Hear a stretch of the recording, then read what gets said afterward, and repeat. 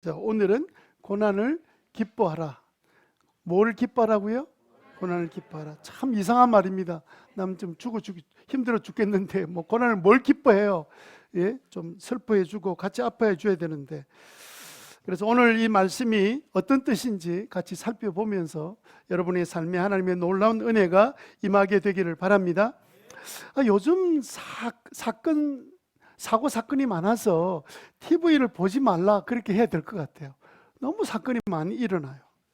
최근에는 울산 북부에서 정말 우리의 마음을 철렁하게 만드는 사건이 있었습니다. 40대인데 이분이 그 울산의 대기업에 직장 생활하고 있는 40대 가장인데 말입니다.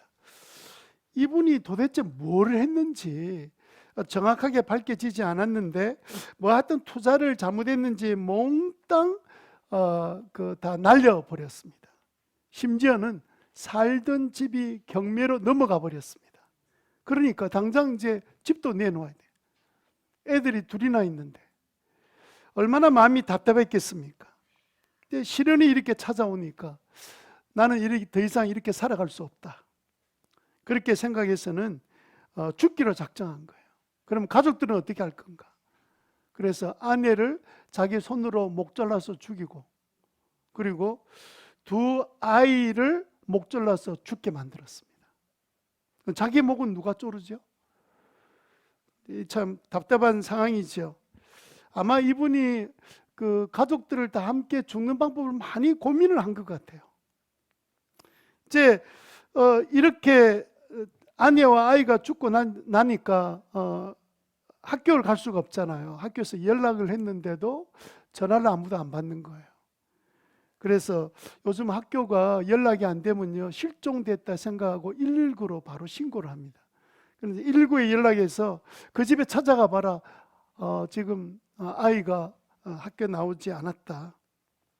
그래서 이제 119 대원이 가서 이제 문을 막 두드렸어요. 근데 안에는 사람이 인기척이 있는 거예요. 그냥 문을 두드리면서 문 열어달라고 막 그랬는데, 문 열어주세요. 아니, 누굽니까? 119 대원입니다. 어떻게 왔습니까? 아이들이 학교를 안 와서 지금 뭐 온 겁니다. 근데 이렇게 설명한 것 같아요. 그랬더니 애들 집에 없어요. 그러니까 문을 안 열어주는 거예요. 자, 이렇게 문 안 열어주니까 돌아가라고 한다고 돌아갈 수 있겠습니까? 그래서 이 119 대원들이 무슨 문제가 있는 게 분명하다. 자, 그래서 이제 문을 열으라고 여러 번 경고를 했는데도 불구하고 문을 열지 않고 이러니까, 자, 그러면 우리가 문 열고 들어가겠습니다 하고는 문을 부시고 그리고 이제 그 집으로 들어간 거예요. 자, 문을 부시고 들어온다는 소식을 이 상황이 벌어지니까 이 양반이 그때 준비했던 기름을 확 부어버리고, 그리고는 불을 지펴서 자기도 죽고 그냥 화재가 일어나는 사건이 일어났습니다. 소방대원이 들어가서 이제 뭐 불 끄고 이제 보니까 아이들 둘이가 죽어 있는데 다 이 목이 졸려 있는 자국이 남아 있는 거 보고 식구들의 목 잘라 죽었다는 사실을 이제 알게 된 거죠. 참 기가 막히는 사건이 일어났습니다. 스스로 목숨을 끊을 정도면 얼마나 많이 고민하고 힘들어 했겠습니까? 시련을 닥치니까 사실 뭐 자신의 문제는 자기 스스로 목숨을 끊는다 하지만, 사실 그 자기 아이를 보면 어떻게 꼭 죽을 생각만 할 수 있겠습니까? 뭔가 다른 방법을 찾으면 찾을 수 있을 거라고 생각이 드는데, 아마 이분은 이런 생각한 것 같아요. 되게 이제 어려움을 겪는 사람들이 극단적 선택하는 이유가 뭐냐면, 이 만난 이 시련은 이제 영원히 계속되는 거다. 해결될 방법은 전혀 없다. 이렇게 마음을 먹은 것처럼 보입니다. 절망 가운데서 이제 목숨을 끊는 사건이 일어났습니다. 여러분, 우리 삶에는 좋은 일만 일어나는 게 아니라 나쁜 일도 일어나죠. 그러면 나쁜 일만 일어납니까? 아닙니다. 좋은 일도 일어나요. 비가 오는 날이 있으면 늘 비가 옵니까?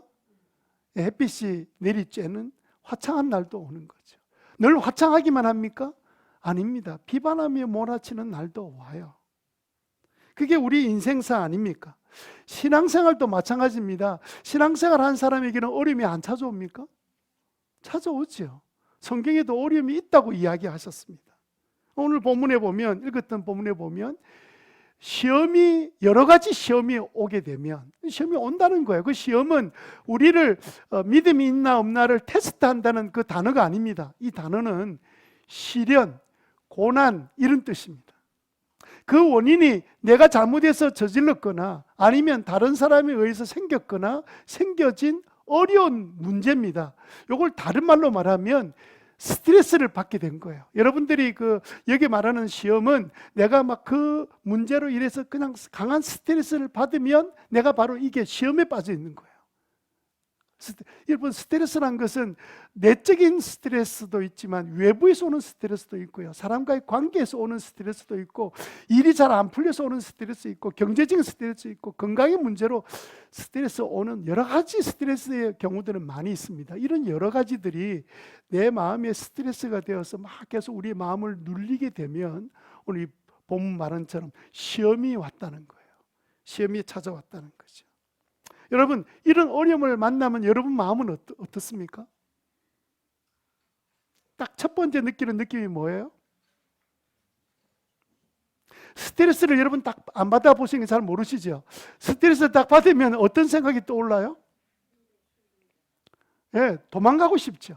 피하고 싶죠. 왜 나한테 이런 일이 났지? 예수 믿는 사람, 하나님, 왜 내가 무슨 일 했다고 이런 어려움이 내게 찾아왔습니까? 뭐 이렇게 항의하는 이야기를 하게 되는 거죠. 이거 다 우리가 느끼는 반응입니다. 스트레스 왔는데 할렐루야 스트레스 환영 이렇게 하는 사람 아무도 없습니다. 아마 혹시 어떤 병원에 가면 있을까? 그런 사람은 없어요. 다 스트레스 오면 다 우리의 마음이 눌리고 염려와 불안이 찾아오게 됩니다. 그런데 이 스트레스 당해서 힘들고 어려운데 오늘 설교 제목이 뭐 기뻐하라? 게다가 이 기도 설교 제목은 어디서 나왔냐면 2절 때문에 나온 겁니다. 2절에 그 야고보라는 사람은 뭐라고 이야기합니까? 2절에 나의 형제 자매 여러분, 여러 가지 시험에 빠질 때 그것을 어떻게 받아들이라고요? 더할 나위 없는 기쁨. 기쁨 중에 최고의 기쁨이 뭡니까? 더할 나위 없는 기쁨이죠. 최고의 기쁨으로 생각하라는 거예요. 환장할 이야기 아닙니까? 아니 도대체 뭐 하라는 겁니까? 예? 시험을 당하면 뭐 참으라, 기다려라, 뭐 이건 좀 이해가 되는데 기뻐해라? 게다가 또 더할 나위 없는 기쁨으로 생각해라? 아, 이거 도대체 무슨 말입니까? 여러분, 이런 이야기를 하면 보통 세상 사람들은 황당해합니다. 도대체 무슨 말이냐? 그러는데 우리는 한편으로 보면 굉장히 감사할 일이에요. 왜냐하면 우리도 안 믿는 사람이 똑같이 어려움이 우리에게 찾아오거든요. 그런데 그들은 이런 어려움이 찾아오면 막 그냥 그 일이 일어나게 한 원인자에 대해서 막 불평하고 원망하고 막 공격하고 싸우기도 하고 막 자기 자신의 무능함에 대해서 막 그냥 절망하고 우울증에 빠지고 막 이렇게 되는데, 우리 보고는 하나님께서 더할 나위 없는 기쁨으로 여기라 이렇게 말씀하신 하나님이 우리에게 어떻게 약속해 주셨냐면 로마서 8장 28절에 보니까 우리는 하나님을 사랑하는 사람들, 곧 하나님의 뜻대로 부르심을 받은 사람들에게는 하나님이 어떤 일을 이루시냐? 모든 일이 서로 협력해서 뭘 이룬다고요? 선을 이룬다는 거예요. 좋은 일이 되게 만든다는 거예요. 누가요? 하나님이요. 여기 나와 있는 모든 일이 뭘까요? 우리가 말하는 여러 가지 모든 우리가 생각하는 스트레스 주는 문제들입니다. 내가 저질러서 만든 스트레스가 제일 많습니다. 하나님이 스트레스를 만들어서 우리에게 주시는 게 아니에요. 우리가 저질러 놓은 게 제일 많습니다. 게다가 또 나와 아무 상관없이 나와 함께 있는 주변 사람을 통해서 찾아오는 것도 있고, 그거와 아무 상관없이 뚱딴지같이 멀쩡히 서 있다가 그냥 교통사고 내는 차 때문에 어려움을 당하는 그런 경우는 전혀 나와 내 주변 사람과 아무 관계없는 거잖아요. 그런 어려움이 우리에게 찾아온다는 거예요. 그런데 그런 모든 고난들을, 시련들을, 시험들을 내가 협력해서 내가 요걸 다시 내가 잘 다듬어서 너희들을 잘 되게 내가 만들어 주겠다는 하나님이 우리가 예수 믿고 있는 우리들을 향하여 우리를 자녀 삼으신 하나님이 하신 약속의 말씀이에요. 그러니까 세상 사람들은 그렇게 줄 분이 없잖아요. 세상 사람들의 가족들이 염려하지만 도울 힘이 어디 있습니까? 근데 하나님이, 모든 능력 갖고 계신 하나님이 우리 도울 마음을 가지고 말씀하시는 거예요. 심지어는 우리가 잘못해서 문제를 만드는 것조차도 하나님이 이 일을 통해서 기쁘게 여기기만 하면 그 일을 내가 아름답게 만들어 주마, 약속하신 거예요. 이 로마서 8장 18절에 보면요, 또 이런 말씀이 나옵니다. 나는 현재 우리가 겪는 그 고난, 이 고난은 장차 우리가 받을 영광과 견준다는 말은 비교하면 이게 어떤 거예요? 내 고난은 아무것도 아니라는 거예요. 너무 엄청난 것이기 때문에 그 고난은 고난이 아니라는 거예요. 그러니까 하나님께서 이렇게 우리를 영광스럽게 축복된 삶으로 우리를 만들어 주시겠다라고 하신 하나님을 우리가 믿고 있으니 우리가 얼마나 다행입니까? 분명히 하나님은 내가 당한 지금 어려움을 하나님 다듬어서 우리를 정말 굉장한 선한 것으로 만들어 주실 줄로 믿습니다. 약속하셨잖아요. 우리는 약속을 해고도 지킬 능력이 없을 때가 있지만 하나님은 약속한 거 어긴 적이 한 번도 없어요. 게다가 우리가 하나님의 뜻대로 부름받은 사람이잖아요. 예수 믿는 사람이니까 이 일이 우리에게 이루어지게 된다, 이렇게 말씀해 주신 거예요. 자, 이런 하나님을 믿고 있는 우리들을 향해서 야고보는 뭐라고 말하냐면, 나의 형제자매 여러분, 여러분이 여러 가지 시험에 빠질 때 더할 나위 없는 기쁨으로 여기십시오. 더할 나위 없는 기쁨으로, 최고의 기쁨으로 여기라는 거예요. 뭐 때문에 그래요? 우리 보고 왜 기뻐하라 그러는 거예요? 아니, 우리가 지금 힘들고 어려운데 뭘 기쁠 게 있다고 기뻐하란 말입니까? 그런데 하나님께서 오늘 분명히 기쁘게 생각하라, 이렇게 말씀하셨어요. 우리 풀어섰기 때문에 기쁨으로 생각하십시오 이렇게 되어 있지만 명령형으로 되어 있습니다. 너희들 당연히 기뻐해라. 왜? 너에게 주어진 그 어려움이 너한테는 굉장히 큰 유익이 되게 될 것이기 때문에 이 이야기를 하신 거거든요. 여러분, 저도 사실 어떤 시련이 막 찾아오면 굉장히 마음에 겪는 감정은 다른 겁니다. 저는 사람이 아니잖아요. 그런데도 사람처럼 어려움을 당하면 저는 웅담이 막 쪼그라드는 것 같아요. 너무 힘들고 어려워서 막 스트레스를 받습니다. 제가 중국에 한동안 이제 좀 자유롭게 다닐 수 있을 때 이제 신학교 가서 강의하러 이제 갔었잖아요. 근데 그 강의하러 이제 가면 과목들을 이렇게 나눠 맞는데 제 친구 목사가 야고보서를 맡았습니다. 그래서 야고보서 강의를 하는데, 강의를 하면서 요 본문을 읽었던 겁니다. 여러분, 그 시련이 오면 더할 나위 없는 기쁨으로 여기라 그랬는데, 자, 시련이 오면 기뻐할 사람 손들어 보세요 했더니 아무도 손 안 드는 거예요.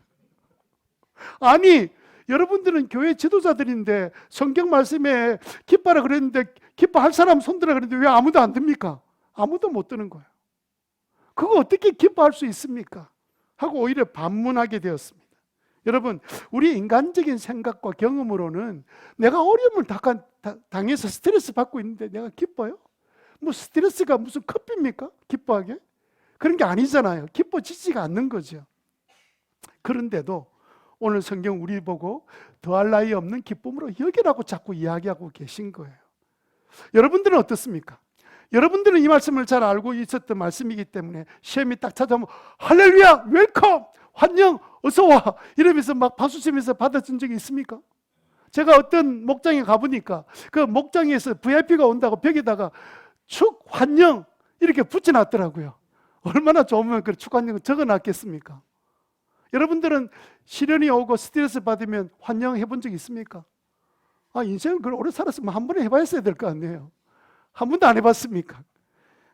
이게요, 우리가 정말 하기가 쉽지 않는 내용인데 그런데도 불구하고 이 말씀 우리에게 주신 거예요. 왜 주셨을까요? 이 말씀 먼저 우리가 풀기 전에 먼저 생각할 것은 뭐냐면, 신자가 시험을 만나거나 스트레스 받았을 때 기뻐하지 않으면 어떤 삶을 살게 될까요? 첫 번째는요, 그렇게 삽니다. 어떻게 살까요? 그렇게. 그저 그렇게 살아요. 그저 그렇게 삽니다. 그저 그렇게 산다는 말은 옛날처럼 산다는 뜻입니다. 세상 사람처럼 그렇게 산다는 거예요. 신자인데도 불구하고 예수 믿기 전의 삶처럼 그렇게 똑같이 산다는 거예요. 똑같이 불평하고 똑같이 원망하고 똑같이 뒤에서 남 씹고 그냥 얌체질하면서 그냥 살아간다는 거예요. 하나도 다르지 않다는 거예요. 우리가 신자인데요, 하나님이 우리 보고 너의 고난도 내가 합력해서 선을 이룬다는 약속의 말씀을 받았음에도 불구하고 우리가 이 사실을 우리가 잘 받아들이지 못하는 거죠. 왜 그럴까요?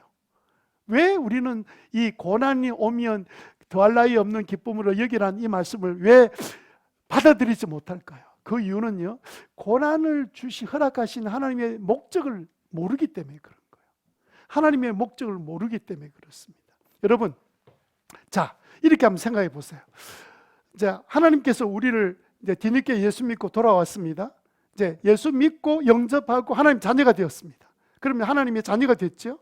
그럼 하나님의 자녀가 되었는데 여전히 옛날처럼 그대로 살고 있고 아무런 모습도 변화되지 않으면 하나님께서 너는 막 구원받았으니 됐다 이렇게 하실까요? 아니면 여러분들이 정말 노력하고 노력해서 아이를 이제 낳았는데 아이가 이제 뭐 좀 아무것도 안 하고 아무것도 안 하려고 그러고 꼼짝없이 그냥 먹기만 하고, 그러니까 아무것도 안 하려고 해서 그냥 더 이상 뭐 아무것도 할 줄 모르는 인생이 되면 여러분들은 기쁨으로 생각하겠습니까?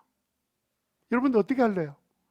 여러분들이 자녀들을 키우려고 여러분 자녀들한테 뭘 시킵니까? 공부 시켰죠? 애들이 공부 좋아합니까? 자기도 안 좋아하면서 왜 애들한테 공부하라고 안 하면 막 야단치고 막 큰소리 치고 내 밥 못 먹을 줄 알아 막 이러고 호적을 파부리려 막 그렇게 막 공갈치고 협박 안 했습니까? 왜 그렇게 아이들을 고생시키고 막 그냥 스트레스 줬습니까? 나중에 그 결과를 부모가 경험해서 알거든요. 너는 절대로 나처럼 되지 마라. 너는 공부 좀 해라. 내가 이루지 못한 일을 너는 좀 이뤄봐라. 내가 너무 힘들다. 그런 마음이 있기 때문에 자녀들에게 고난입니까? 스트레스를 막 주잖아요. 그런데 부모의 마음은 줄 때 사랑하는 마음으로 주는 거죠. 이걸 좀 기술적으로 그냥 스트레스를 안 주면서도 아주 그냥 제주거리 이렇게 주는 사람도 있습니다. 그냥 달래가면서 막 이렇게 이제 설득하면서 이렇게 하는 분도 있지만 어차피 자녀들한테는 그게 힘든 거예요. 공부 힘들었죠. 지금 학교 보내주면 학교 가겠습니까? 가려고 하는 사람도 있을 거야 아마. 공부할 때가 제일 좋을 때다. 그런데 지금 나이에는 여러분 돈도 벌어야 되고 다 해야 돼요. 하나님께서요, 자녀를 다 키워놓고 보니까 예수 믿게 해서 자녀 만들어 놓고 보니까 안 자라면 자라게 하고 싶은 거예요. 하나님의 자녀답게 살게 만들고 싶은 거예요. 그런데 그 방법이 뭐예요? 편안하게 돌아가십시오 이렇게 편안하게 만들어지면 그 인생이 변화될 수 있을까요? 여러분 한번 물어봅시다. 여러분들이 예수 믿게 되었을 때 편안할 때 더 이상 바랄 것도 없을 때 예수 믿게 되었습니까? 아니면 답답하고 힘들고 어려울 때 예수 믿게 되었습니까? 편안할 때 예수 믿었다고요? 힘들고 어려워서 좌절이고 낙심이 되고 막 그냥 예수 믿으면 좀 좋아지려나 이런 마음 가지고 예수 믿었잖아요. 대부분 그렇게 믿죠. 예? 부모가 믿어서 따라 믿는 자녀들 말고는 대부분 그렇게 예수 믿게 될 거예요. 자, 여러분, 우리가 고난을 허락하신 하나님의 뜻은 우리를 올바른 하나님의 자녀로 만들어 주시려고.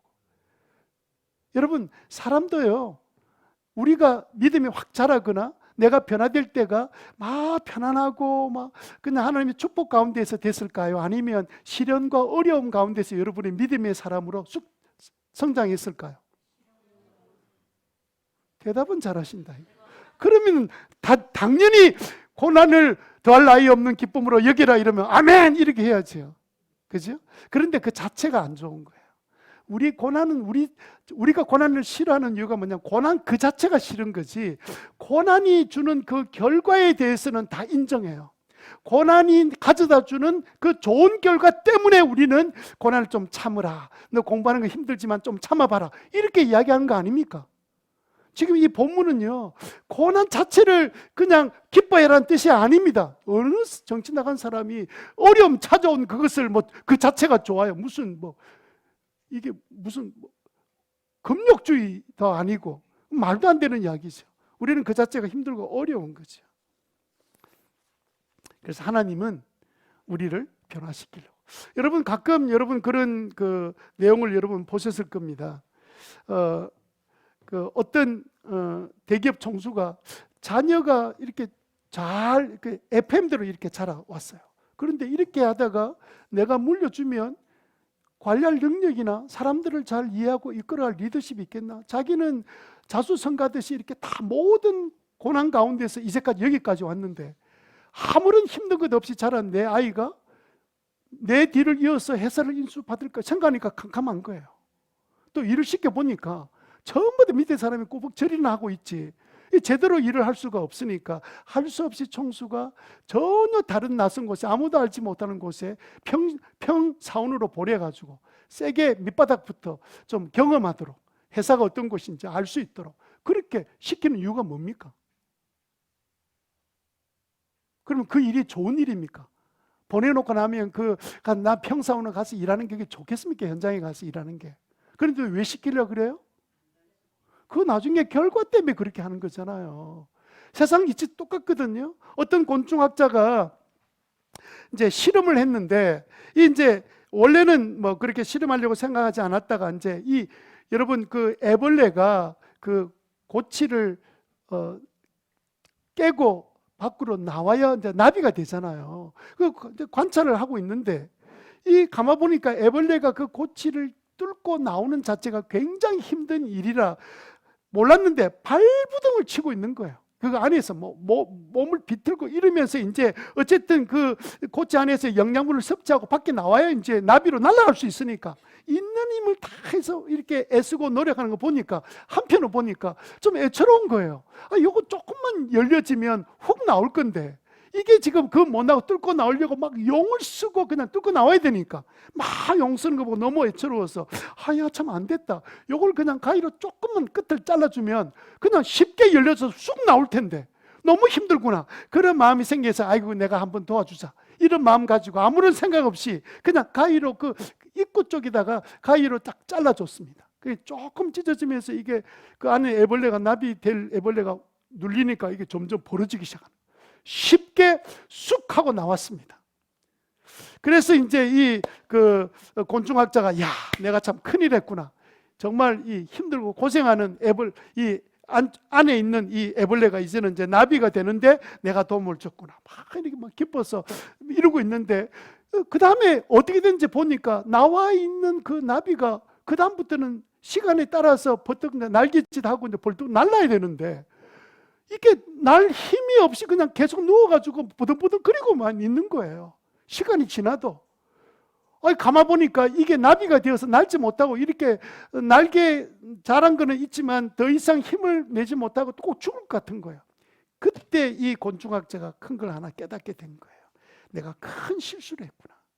적어도 이 껍질을 깨트리는, 온 몸을 쓰면서 껍질을 깨트리는 이 고통의 과정을 통해서 제대로 날개짓하고 나와서 날개를 날 수 있는 나비가 될 수 있는데 내가 이 고통의 과정을 무시해버리고 그냥 내가 쉽게 고통의 과정을 없애주렸더니 나긴 났지만 아무것도 할 줄 모르는 나비가 되고 말았구나.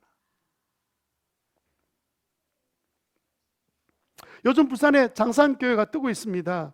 이번에 일반 목회자들을 초청해서 이제 장산교회에서 이제 가정교회 소개하는 일일 특강을 했었는데요. 이번에 제일 많이 왔습니다. 제일 많이 왔던 이유 중에 한 가지가 장산교회가 도대체 뭐하는 교회야? 라는 소문은 듣고 알고 싶어서 온 사람들이 많이 있었어요. 제가 데려간 사람도 장산교회에 궁금해서 제가 오라니까 가보겠다는 거예요. 그래서 저도 목회자 몇 명을 데리고 갔었는데 이게 가만히 보니까 장산교회에서 가족 목장, 가족끼리 일주일에 한 번씩 모여서 감사거리 나누고 어려운 점을 나누면서 서로를 위해서 기도한 이 가족 목장 때문에 그 교회가 분위기가 확 변화되고 청소년들이 많이 달라진 게 된 거예요. 우리가 다음 주나 되면 제가 한번 그때 아이들이 어떻게 변화된지 영상을 다음 주쯤 제가 한번 보여드릴게요. 여러분, 그때가 코로나 때였습니다. 코로나 때 뭐 그냥 사람들 정부에서는 뭐 못 모이게 했잖아. 제일 심할 때는 4명 이상은 못 모이게 하고 가족교회는 못 모이게 했거든요. 장성교회는 계속 다 모였습니다. 모이는데 이거 가만히 생각해 보니까 이거 어떤 일이 벌어질지 모르잖아요. 그래서 우리 목장 중에서도 4명까지 모이라니까 그 2개 목장을 만들어 가지고 2번 모임 했었습니다. 4명 이렇게 한 번 모이고 4명 한 번 다른 날 모이고 이렇게까지 했는데, 그러다가 이정호 목사라는 이 장성교회 목사님이 생각할 때, 아니 이렇게 힘들고 밖에도 못 나갈 때 그럼 가족끼리는 집안에 있으니까 가족끼리 목장하면 어때? 그렇게 생각이 들어서 주신 생각대로 가족끼리 목장을 하게 만들어 보면 이제 똑같이 합니다. 감사글이 나누고 또 어려운 점 나누고 같이 기도해주고 이랬는데, 놀랍게도 아이들이 아버지가 직장 생활하면서 그렇게 힘든 걸 처음 들은 거예요. 엄마가 가정에서 일하는 것이 그렇게 힘들어하는 것을 처음 들은 거예요. 그냥 맨날 부모님 니는 공부나 해라 공부나 해 이렇게 했는데, 가족 목장하면 어려운 이야기 나누잖아요. 엄마가 어려운 거, 아빠가 어려운 거. 와, 아빠가 처음으로 어느 회사 다니는지 무슨 일을 하고 있는지 처음 듣기도 하고 막 이런 일이 일어나면서 나중에 이제 그 자녀들을 위해서 기도하고 이제 아버지 엄마를 위해서 기도하거든요. 손을 얹고 이제 기도하는데, 애들이 그 기도하는 가운데 애들이 엄마 아버지의 힘든 걸 위해서 기도하니까 그 남의 이야기가 아니잖아요. 핏줄인데 그 아이들 마음이 뭉클하게 된 거예요. 그때부터 이제 애들이 철이 그때 드는 거거든요. 부모의 고통을 이해하고 난 다음부터 이제 철이 들기 시작하는 거예요. 아, 내가 지금 공부할 수 있는 것은 엄마 아버지의 이 수많은 아픔과 고통을 참고 있었기 때문이구나. 내가 따도 그러면 회사 때려치우고 그만두겠는데 엄마 아버지는 참고 다니고 계신 거예요.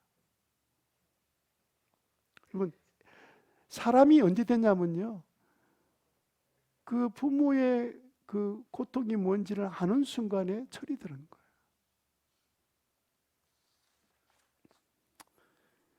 그래서 여러분, 고난은 우리에게 얼마나 큰 축복인지 모릅니다. 여러분, 우리 고난이 없으면 사람 되겠습니까?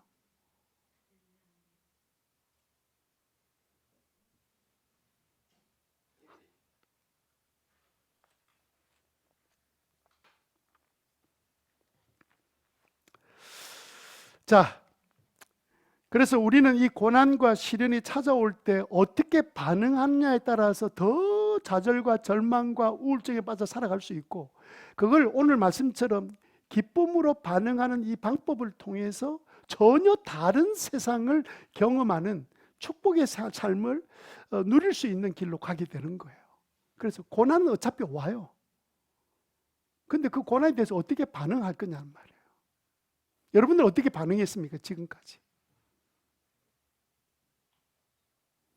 너무 고난을 당했죠. 지금 주무시는 분이 딱 한 분 계시는데, 너무 얼마나 힘들면 그렇게 했습니까? 일주일 내내 막 집안 식구들 먹이 살리라고 하면 얼마나 힘들겠어요.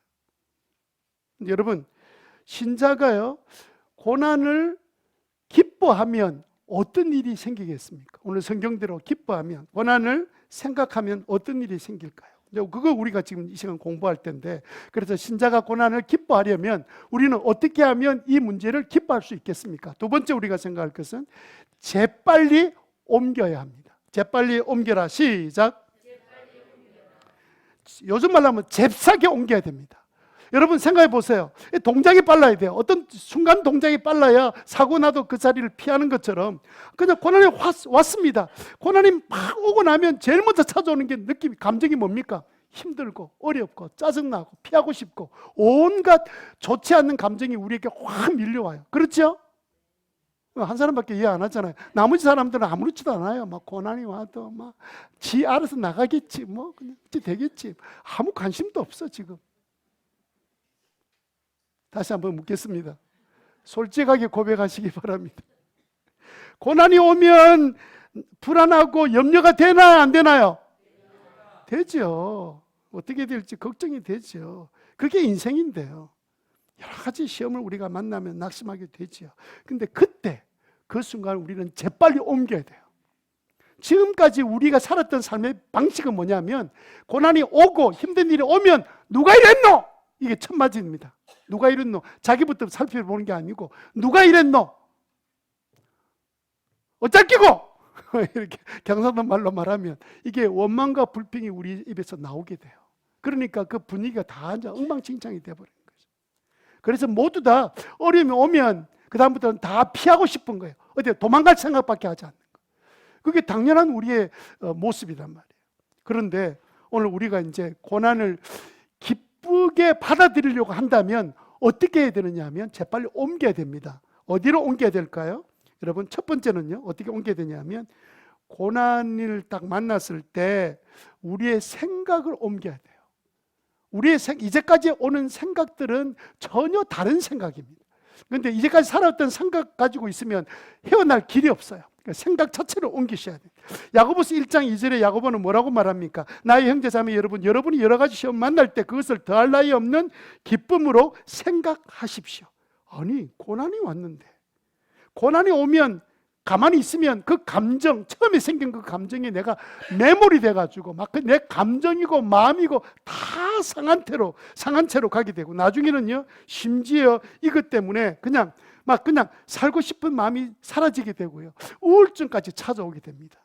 그런데 그런 일이 생기기 전에 우선 딱 마음에 그런 힘든 시련을 통해서 아픈 마음이 딱 느껴지면 그 순간에 재빨리 옮기셔야 돼요. 어떻게 옮기셔야 됩니까? 한번 여러분 생각해 보세요. 여러분, 그 불안과 염려는 엄청난 에너지가 있습니다. 사람을 죽이기도 하고요, 우울증에 빠지기도 만드는 게 뭐냐면 불안과 염려란 거예요. 그게 굉장히 파워를 갖고 있습니다. 여러분, 멀쩡한 사람도 저녁에 자다가, 저도 그래요. 자다가 무슨 이제 이거 해야 될 일이 생각나서 이거 어떻게 하나 뭐 생각하면 그다음 잠이 안 와요. 왜냐하면 머리가 자꾸 굴러가니까 정신이 맑아져가지고 막 그래요. 그러면 저는 오늘 저녁에 잠 안 오겠다 싶으면 벌떡 일어나가지고 아예 옷 입고 밖으로 나와버립니다. 계속 뒤척거리다가 잠 못 자니까 차라리 좀 나와서 뭐 할 일을 좀 해놨다가 좀 피곤하면 쓰러지면 되니까. 이게 얼마나 힘인지 몰라요. 그런데 여러분, 그 순간에 우리의 마음의 생각을 옮기셔야 돼요. 적어도 어른이 말하면 따라하면 우리 실패하지 않잖아요. 전문가가 말하면 내 말이 이해가 안 돼도 따라하면 실패 안 하잖아요. 여러분들이 의사 말하면 그대로 하잖아요. 여러분 알고 합니까? 시키는 대로 합니까? 시키는 대로 하잖아요. 근데 하나님이 말씀하셨으면 한번 해봐야지. 하나님, 우리를 만드는 하나님인데 어지간히 알겠습니까? 어지간히 했으면 더할 나위 없는 기쁨으로 여기라 했겠습니까? 한번 그래 봐야지. 어른들 말 들으면 자다가 또 떡이 생기잖아요. 뒤에 좀 문을 좀 열어주세요. 이게 지금 공기 굉장히 더운 공기 그대로 탁합니다. 그래서 여러분, 이게 이런 이야기를 보면 지금 우리가 생각하는 생각 자체를 이렇게 옮기셔야 돼요. 재빨리 옮기셔야 됩니다. 짧은 시간에 옮기셔야 돼요. 여러분, 아니 뭐를 또 기뻐하는 쪽으로 생각을 옮깁니까? 지금 고난이 와서 내가 마음이 괴로운데 뭘 또 기쁨을 만든다고 기뻐하려고 애를 씁니까? 기뻐한 척 하려고 합니까? 그거 위선 아닙니까? 그냥 내 마음에 가는 대로 하는 것이 그게 사람이 사람다운 거 아닙니까? 여러분, 자기 마음대로 사는 사람은 정말 힘들게 사는 사람이에요. 우리 마음은 정말 게으르고 막 그냥 내 하고 싶은 대로 하고 싶은 마음인데, 그러나 그 마음에 그런 내 감정이 상해 있는데 기뻐하라고? 제가 한 가지 물어보겠습니다. 야고보 사도가 지금 본문 이야기할 때 시험이 오면 기뻐하라 그랬습니까? 기쁘게 생각하라 그랬습니까? 말 또이또이 하이소. 기뻐하라 했습니까? 아니면 기쁘게 생각하라 그랬습니까? 기쁘게 생각한다는 말은 지금 마음의 감정은 뭐예요? 기쁘지 않다는 거죠. 야고보 사도가 억지를 부리는 게 아닙니다. 마음은 지금 감정은 기쁘지 않지만 생각을 기쁘게 생각하라는 거예요. 생각을 그렇게 하라는 거예요. 생각은 누가 할 수 있습니까? 내가 할 수 있죠. 의지적으로 내가 할 수 있는 거, 의지적으로. 감정적으로는 절대로 기쁠 수 없지만 그 자체가. 그러나 기쁘게, 의지적으로 내가 기쁘게 생각해야 돼. 이 일의 결과는 좋아질 거야. 이렇게 생각을 바꾸라는 거예요. 옮기라는 거예요. 여러분, 이게 지금 성경이 지금 하고자 하는 이야기가 뭐냐면, 하나님이 우리의 마음을 아세요. 우리의 감정이란 것은 순간순간 바뀌잖아요. 그래서 우리 감정이 힘들고 어려울 때 순간적으로 야, 나중에 더 좋아질 거야 라는 생각하면 이길 수 있거든, 바꿀 수 있거든요. 예를 들어 봅시다. 임신한 사람, 아기 엄마들이 애 임신하고 난 다음에 낳기 전까지 기뻐합니까? 아니면 막 원망하고 짜증내고 누가 내 속에 씨를 뿌려가지고 이렇게 고생하게 하는, 그렇게 합니까? 어떻게 합니까? 기뻐하지요. 그러면 임신 자체가 기쁩니까? 아니, 배가 부르륵 해가지고 그 다음에 뒤뚱뒤뚱 거리고 뭐 뛰지도 못하고 걷지도 못하고 어떨 때는 먹을 거 마음대로 못 먹고, 그래가지고 뭐 우리 교회 보니까 어느 날 첫째를 낳았습니다. 그래가지고 이제 낳았으면 와, 또 진짜 힘들다, 뭐 애 키워보는 게 더 힘들다 이러고 또 두 번째 또 임신한 거예요. 그럼 뭐예요? 임신 자체가 좋은 거예요? 아니죠. 임신한 것을 기뻐하는 이유는 임신의 결과 때문에 그래요. 결과 때문에. 이제 새 생명이 태어나니까. 우리를 닮아 있는 이세를 하나님이 선물로 주시니까. 그래서 우리가 기뻐하는 거잖아요. 아니, 지금 몇 때문에 참고 막 기다리고 공부를 하고 있습니까? 제가 미랄 목장 지난 금요일에 탐방을 갔는데요. 올리브 블레싱 할 때 그 목자 집안에 노아 시아가 둘이 있잖아요. 노아 시아가 둘 다 일어나가지고 막 감사하는데, 이번에 성적이 만땅으로 올라가서 감사합니다 이러면서 감사를 나누는 거예요. 그러면 박수 치고 날라도 얼굴이 훤해가지고 있는 거예요. 와, 저 아들이 그런 아들이 아닌데 어쩌다 저렇게 공부 성적이 잘해서 막 저렇게 좋은 성적이 나오지? 이게 이해가 안 되잖아요. 그래서 노는 것도 좋아할 낀데 내가 그거 알고 있는데 어떻게 저렇게 성적을 잘했지? 이야기를 끝까지 들어봐야 돼요. 이야기를 들어보니까 엄마 아버지가 약속을 한 거예요. 이번에 점수가 요 정도 올라가면 요런 상을 주고, 요 정도 올라가면 요런 상을 준다고 상을 다 걸어놓은 거예요. 상을 다 걸어놓으니까 공부하는 거는 힘들고 막 고통스럽지만, 야, 끝나고 나면 저거 내가 받을 거다 이 생각하니까 그걸 기쁨으로, 그걸 바라보고 기쁨으로 생각하고 공부를 해가지고, 그것도 뭐 공부해야 뭐 일주일밖에 안 하잖아, 며칠밖에 안 하잖아. 그래서 점수가 올라간 거예요. 아니, 상 받을 것만 기쁘게 생각해도 하든 안 하든 공부도 하는데 우리는 못 하겠습니까? 결과가 더 좋아진다는데.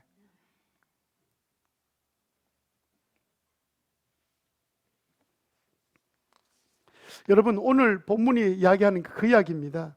지금 시련 당했을 때 이 시련이 여러분들한테 큰 복이 될 거예요.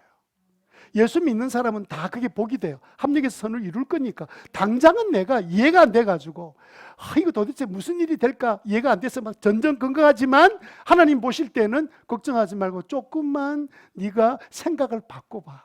그 옛날처럼 막 우울해하고 막 원망 불평하던 그 마음을 딱 바꾸어서 한번 기쁘게 한번 여겨봐. 어른 말 들으면 자다가 떡 생긴다 그랬잖아. 하나님 말씀 그렇게 했으니까 한번 해봐. 그렇게 한번 생각을 옮겨보라는 거예요. 옮기는데 돈 듭니까? 옮기는데 생각을 바꾸는데 돈 드는 사람, 제가 돈 드릴게요. 아니, 내 생각 바꾸는 건 한순간에 바꿀 수 있잖아요. 한번 하나님께 한 대로 한번 해보는 거예요. 예수님도 이 말씀 하셨습니다. 마태복음 5장 11절에 보면 이렇게 말씀하셨어요. 나의 형제 자매 여러분, 이거 말고 너희가 나 때문에 모욕을 당하고 박해를 받고 터무니없는 말로 온갖 비난을 받으면 복이 있다. 그 다음 구절에 너희는 기뻐하고 즐거워. 아니, 모욕당하고 박해를 당하고 터무니없는 말로 비난을 당했는데 기뻐하고 즐거워해라. 왜요? 그 뒤에 있잖아요.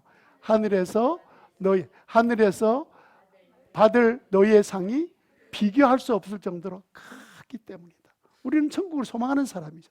그러니까 천국을 소망하지 않는 사람은 이게 가슴에 와닿지 않습니다. 그런데 우리는 예수 믿고 난 다음에 천국을 우리 소망하고 살잖아. 가면 상이, 영원한 상이 기다리고 있다. 이게 우리가 얼마든지 참을 수 있게 만들어주는 거예요. 그래서 두 번째로 여러분 우리가 해야 될 일이 잠시만 참으라는 거예요. 잠시만 참으라. 3절에 보니까, 오늘 야고보서 1장 3절에 보니까 여러분은 믿음의 시련이 인내를 낳는다는 것을 알고 있습니다. 4절에 여러분은 인내력을 충분히 발휘하여 조금도 부족함이 없이 완전하고 성숙한 사람이 되십시오. 3절 4절에 반복되는 단어가 뭐예요? 인내죠. 참으라는 거예요. 조금만 참으라는 거예요. 참으면 어떤 사람 된다고요? 부족함이 전혀 없는 완전하고 성숙한 사람. 우리가 보면 와, 저 사람 대단한 사람, 그런 사람 되게 만들어준다는 거예요. 여러분, 세상에서 가장 완전하고 성숙한 분이 누구예요? 예수님! 예수님처럼 사람들이 볼 때 우러러 볼 수 있는 그런 완전한 사람으로 만들어 주시겠다는 거예요. 뭐만 하면? 고난을 내가 참아낼 수만 있으면. 그럼 어떻게 하면 돼요? 잠시 참으면 돼요. 잠시 참으라는 거예요. 그래서 여러분, 우리가 신앙생활, 예수님 닮고 신앙생활 잘할 때가 편할 때가 아니고요, 정말 고난이 있을 그때 나 너무 힘들어 이러면서 기도할 그때 우리의 믿음이 확 자라고 성숙한 사람이 되지 않았습니까? 그렇게 생각하면 어떤 분은 참 딱해요. 그냥 뭐 사역을 해요. 교사를 하든 뭘 하든 열심히 사역하고 봉사도 하는데 늘 불평하는 거예요. 다 불평. 다른 사람은 뭐 열심히 하는데 왜 우리만 뭐 해야 되고 뭐 애를 써요. 그런데 또 불평도 하는 거예요. 이 사람 나중에 상 받을까 못 받을까요? 불평상 받겠죠. 근데 이런 어리석은 일이 어디 있습니까? 이런 바보 같은 일이 어디 있습니까? 안 했으면 차라리 낫지. 실컷 봉사하고 일은 다 하고 불평하면서 나중에 상은 아무것도 없고. 이걸 헛수고 했다는 거예요. 그래서 여러분, 우리가 이렇게 어려움을 만났을 때 한 번도 하지 않았던 생각의 전환을 해보셔야 돼요. 성경 우리에게 명령하고 있습니다. 생각의 전환을 해봐라. 시도해보지 않고는 경험할 수 없습니다. 생각 전환해보세요. 어렵습니까? 그러면 하나님께서 이 일을 통해서 나를 겸손하게 만드시고 다듬어서 더 큰 일에 나를 쓰시고 더 좋은 날이 오게 만들어 주실 거야. 누가요? 하나님이. 그래 생각하고 내가 그러면 내가 이거를 춤을 추지는 못하겠지만 그래도 내가 한번 기쁘게 한번 생각해 보자 이러면서 마음에 결심하는 거예요.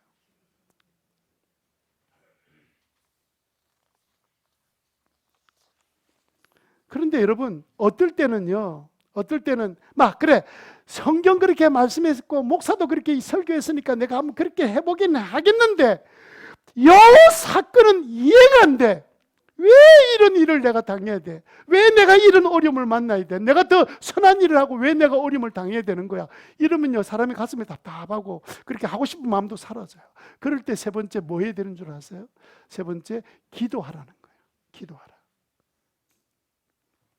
히브리서 5장 7절 8절에 보면 예수님이 십자가 달려 돌아가시기 전에 하셨던 말씀 이렇게 나옵니다. 예수께서 인간으로 세상에 계실 때 자기를 죽음에서 구원해 주실 수 있는 분께 하나님께 큰 부르짖음과 많은 눈물로서 기도와 탄원을 올리셨습니다.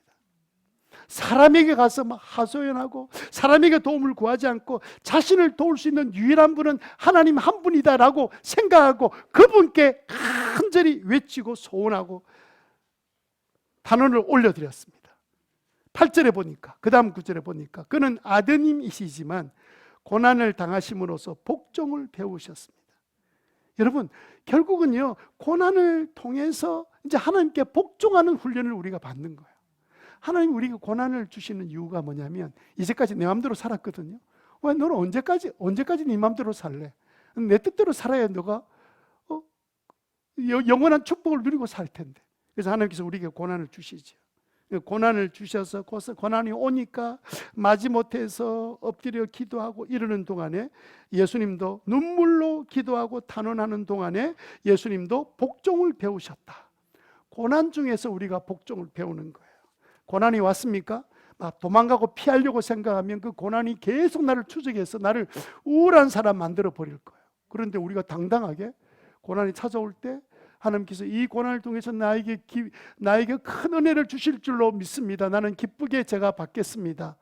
감정은 기쁘지 않은데 의지적으로 내가 기쁨으로 여기겠습니다 라고 받아들여 보세요. 어떤 일이 일어날까요?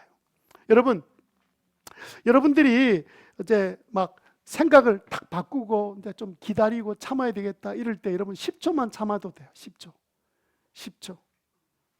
10초 동안 입을 다무는 거예요. 불평이 막 터져 나오려고 전에 같으면 막 입에서 욕이 나오고 그랬는데 입을 딱 다물고 그냥 정 견딜 수 없으면 벌떡 일어나서 밖으로 나가는 거예요. 찬바람 딱 쐬고 10초만 참으면요, 생각이 좀 내가 갖고 있는 흥분한 생각들을 내가 표현하지 않으면 되거든요. 그럼 견딜 수 있습니다. 그러니까 어떤 분이요 3초만 하면 되는데 3초만 아니 10초도 짧은데 10초가 깁니까? 금방 10초 지났습니다. 제가 가만히 있는 시간 10초예요.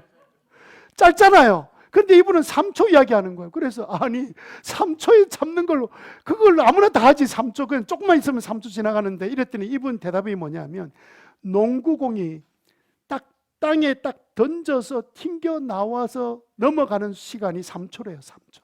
근데 여러분 농구공을요 내가 받아서 내게 온 공을 내가 어디로 던지냐에 따라서 공은 전혀 다른 방향으로 가요. 내가 온 공을 내가 얼마든지 다른 데로 돌릴 수 있는데 그게 3초밖에 걸리지 않는 거예요. 그분 이야기는 그거예요. 그런데 제 생각에는 10초 정도는 해야 될 것 같아요. 하나님께 기도하고 짧은 시간이라도 하나님 제가 기뻐하게 해주세요.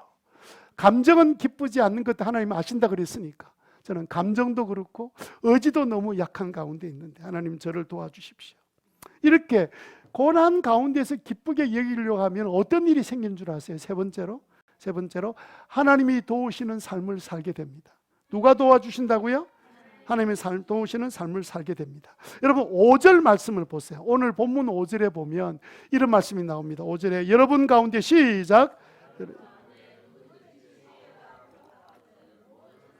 아낌없이 주시고 나무라지 않으시는 하나님께 구하십시오.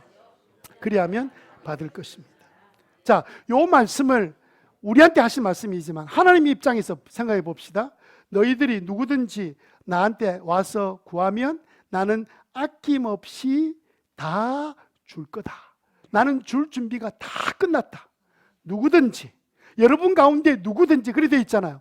아이든 어른이든 과거에 어떤 삶을 살았든 아무 상관없이 누구라도 내게 와서 구하면 내가 다 너희들에게 줄 것이다 라고 주님께서 하나님의 은혜로 우리에게 말씀해 주셔서 여러분들이 다 구하게, 심지어는요 안 믿는 사람이라도 어려워서 하나님 살아계시면 나 좀 도와주세요. 그러면 하나님께서 도와주실까 안 도와주실까요? 도와주시지요. 하나님 그런 좋으신 분이세요. 근데 여기에 지혜가 부족하면, 지혜는 뭐냐면요 문제를 해결하는 능력이 지혜입니다. 여러분 대개 다 어려움은 문제를 만나면 문제 해결할 능력이 없잖아요. 그런데 하나님께 기쁨으로 여기고, 하나님 그러면 이 어려움 점을 막 기뻐라 그랬으면 기쁨으로 여기겠는데 제가 참겠는데, 제가 기도는 하겠는데 좀 어떻게 좀 해주세요. 이렇게 하면 하나님이 도우시는 삶이 뭐냐면 나한테 지혜를 주시는 거예요. 지혜를 얻게 해주세요. 지혜는 문제 해결의 능력입니다. 문제 해결의 능력을 하나님 주셔서 해결하게 해주신다. 이것만 주시는 게 아닙니다. 12절에 하나님이 도우시는 삶이 12절에 나와 있는데 뭐라고 나와 있습니까? 12절 시험을 견뎌내는 사람은 뭐가 있다? 그 사람은 그의 참됨이 입증되어서 그의 믿음이 증거됐다. 그 전에는 막 그냥 막 원망하고 불평했던 사람이었는데 이번에는 그 말씀을 기억하고 막 그냥 참으면서 막 어쨌든 기뻐해 보려고 막 생각을 바꾸고 이러니까 하나님께서 야 네가 지금 참됨, 네가 믿음을 갖고 해보려고 하는 것이 입증됐다. 그리고 하나님께서 뭘 주신다 그랬어요? 생명의 면류관을 받을 것이기 때문이다. 그러면 그 사람은 생명의 면류관을 받을 수 있다. 그것은 하나님을 사랑하는 사람에게 뭐 한 것이다? 약속하신 것이다. 아멘. 요즘 욥기 여러분 읽잖아요. 욥기 읽으면서 제일 힘든 게 뭐냐면 욥기 이제 새벽에 설교를 해야 되는데 너무 이 내용이 전부 다 막 그냥 친구들끼리 막 변론하는 내용이에요. 근데 42장까지 있거든요. 근데 제가 성경을 보니까 욥기는요 넉 장만 있으면 돼요. 넉 장. 1장, 2장, 3장, 42장. 그럼 고난 당하던 그 욥이 끝까지 믿음을 지키는 장면까지 3장까지거든요. 그럼 맨 42장 그는 승리해서 하나님께 2배의 복을 받거든요. 그것만 딱 있으면 욥기 끝이잖아요. 근데 그 가운데 아니 38장 가까운 것이 계속 네가 나쁜 놈이다, 나는 나쁜 짓 하나 했다 이러면서 변론하는 내용이 가득 차 있는 거예요. 제보고 욥기 쓰라 그랬으면 넉 장이면 딱 끝나는데 이거 42장으로 쓴 거예요. 뭐 때문에 그렇게 길게 변론의 내용을 기록해 놨을까요? 변론하면 계속 만나서 뭐 이야기하고 막 이래 시간을 보내야 되잖아요. 그 이유가요, 뒤늦게 깨달은 이유 중에 한 가지가 뭐냐면 우리는요 고난이 오면 결과를 빨리 원해요. 이건 빨리 지나가고 고난의 결과가 빨리 오기를 원하는 거예요. 그래서 욥기 1, 2, 3장 알았다. 그래서 42장 복 받았네. 이러고 싶은 거예요, 우리 마음은. 그런데 하나님은요, 긴 그 38장 이상 되는 그 긴 기간 동안의 시간을 우리에게 필요로 하시는 거예요, 욥에게. 왜냐하면요, 그 과정의 고난의 과정 속에서 사람이 다듬어지기 때문에 그래요. 욥이 될 수 있었던 그 과정을 하나님께서 그 논란 속인 것처럼 보이는데 그 사이에 고난 가운데 단련시키셔서 그 일을 이루시는 거예요. 그러므로 여러분, 고난이 왔을 때 고난의 기회가 온 것을 낭비하지 마세요. 이게 안 올 것 왔다 이렇게 생각하지 말고, 내가 피하려고 생각하지 말고, 이 고난 가운데 하나님의 뜻대로 내가 어떻게 살 것인가 고민하고 나아갈 때 하나님 분명히 고난을 통해서 여러분에게 복 주시는 역사가 일어나게 될 줄 믿습니다.